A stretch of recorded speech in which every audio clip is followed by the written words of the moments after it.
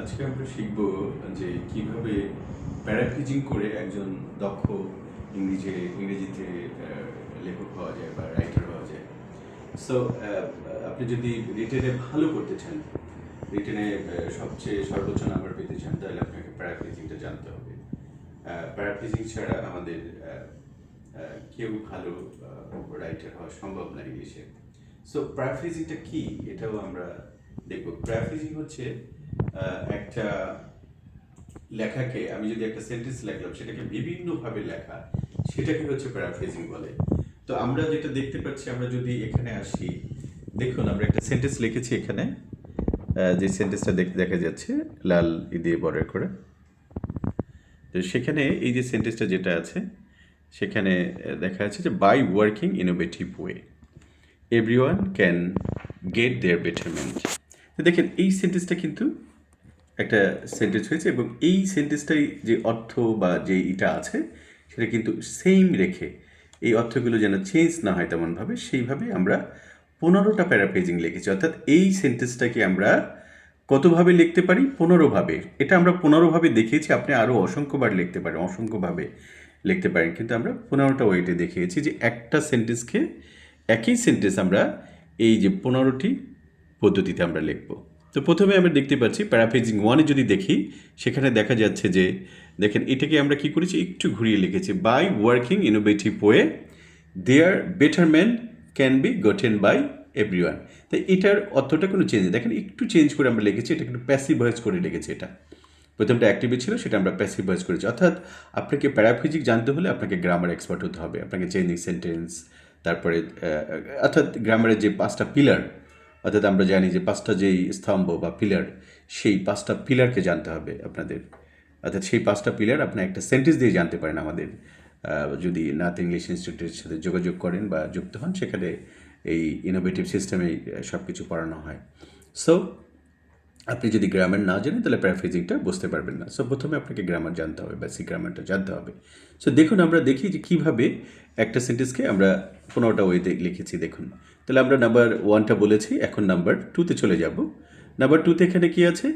Everyone works on কি innovative way and they can get their betterment. দেখুন এটাও কিন্তু আর একটা প্যারাফ্রেজিং, একই সেন্টেন্স কিন্তু অন্যভাবে আমি একটু লিখেছি ঘুরিয়ে। সো দেন হচ্ছে নাম্বার 3 যে প্যারাফ্রেজিং আছে, if everyone works on innovative way they can get their betterment. তাহলে এটাও একটা নতুন সেন্টেন্স, নতুন মানে কি, যেটা হচ্ছে স্ট্রাকচার কিন্তু অর্থ কিন্তু একই। এরপর হচ্ছে যে 4 নম্বর যে প্যারাফ্রেজিংটা হচ্ছে without working innovative way everyone can not get their betterment. Number 5 paraphrasing আমরা যেটা দেখতে পাচ্ছি যে without working innovative way no one can get their betterment. Number 6 paraphrasing, because of working innovative way everyone can get their betterment. Paraphrasing 7, everyone can get their betterment by working innovative way. Number 8 paraphrasing, while working on innovative way everyone can get their betterment. Number 9, everyone can get their betterment till they work on innovative way. Number 10, whether everyone works on innovative way they can get their betterment. Number 11, everyone works on innovative way or they cannot get their betterment. Number 12, everyone works on innovative way so that they can get their betterment. Number 14, unless everyone works on innovative way they cannot get their betterment. Number 15, Natser told us that by working innovative way everyone could get their betterment. That's it. দেখুন একটা সেন্টেন্সকে আমরা কতভাবে করতে চাই, আপনি যদি এটা শিখতে পারেন, এটা যদি শিখে যান, তাহলে আপনার কি হবে, ইংলিশের কোনো সমস্যা থাকবে না। কারণ আপনি যে রিটেন বা আপনি যে ইংলিশে স্পোকেন করতে চান, আপনি যে রিটেন ইংলিশে রিডিংটা করতে চান, রিডিং পড়ে আপনি পরে রিডিং বুঝছেন না, তো কেন বুঝবেন, কীভাবে বুঝবেন? আপনি যদি এই প্যারাফ্রেজিং না জানেন আপনি রিডিংও বুঝবেন না কোনো, কারণ রিডিংগুলো এইভাবে প্যারাফ্রেজিং করে লেখা হয়।